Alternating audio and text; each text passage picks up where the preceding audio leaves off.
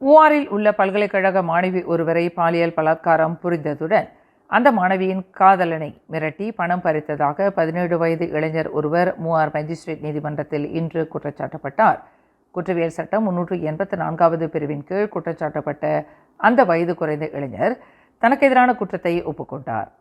சம்பந்தப்பட்ட மாணவியை கூட்டாக சேர்ந்து பாலியல் பலாத்காரம் புரிந்ததாக குற்றச்சாட்டப்பட்ட அந்த 17 வயது இளைஞரின் நண்பரான 19 வயது அலிஃப் ஹக்கீம் ஹமீத் என்பவருக்கும் எதிராக அதே தன்மையில் 2 குற்றச்சாட்டுகள் கொண்டுவரப்பட்டன.